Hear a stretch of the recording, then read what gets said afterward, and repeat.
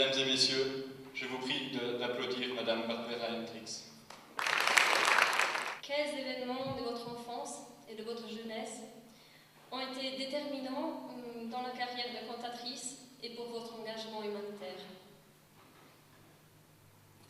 Bon, je crois qu'il faut commencer à dire qu'il n'avait pas vraiment un événement certain qui m'a marqué, mais j'avais une vie qui n'était pas du tout enfant, exceptionnelle. Et pour moi, jusqu'à l'âge de 19 ans, j'avais fait la musique pour mon plaisir, pour les plaisirs des gens qui m'écoutaient, sans jamais penser à une carrière. Et bon, j'avais beaucoup d'événements, mais le fait que j'ai pu chanter à l'église, mais aussi à l'école, où j'avais fait un peu mon éducation musicale, je commençais à être très conscient dans la lutte pour les droits civiques, même que j'avais que 8 ans. Même à la maison, je ne supportais pas l'injustice. L'injustice de mon père avec mes frères ou avec moi.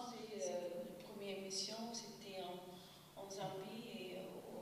Et là, j'ai rencontré 2 groupes de réfugiés. Et là, le premier était un groupe de Namibie qui était en train de préparer de retourner chez eux après l'indépendance de ce pays, où malheureusement les gens restent très longtemps, trop longtemps, dans les camps de réfugiés parce que la situation dans le pays d'origine ne permet pas un retour et que la difficulté d'être accepté dans un autre pays. Aujourd'hui, j'aimerais vraiment parler des femmes réfugiées parce qu'ils ont des responsabilités, des enfants, des fois des vieux et aussi des fois des orphelins. Elles sont confrontées vraiment à des situations très difficiles, elles sont très vulnérables dans les camps. Et il avait une mère qui était en train d'allaiter son bébé et qui avait son fils de 3-4 ans qui était à côté d'elle. Et elle savait qu'il allait mourir, mais quand même, elle avait besoin de garder sa force pour la bébé qu'elle avait au sein. La musique ne peut pas arrêter les guerres, sinon on n'aurait pas de guerre, parce que ça sera facile d'aller chanter.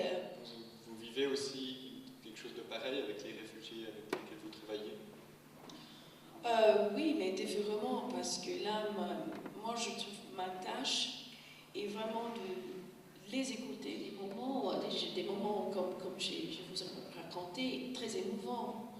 Parce que là, en face de cette femme, là, j'étais mère. Je vais demander à quelqu'un, un PDG, de me donner de l'argent pour un projet. Et avec ça, j'avais commencé d'aider les réfugiés avec le Refugee Education Trust pour l'éducation des adolescents defenders. Les Human Rights Defenders sont des gens très courageux qui risquent leur vie pour vraiment pour les droits humains dans le pays.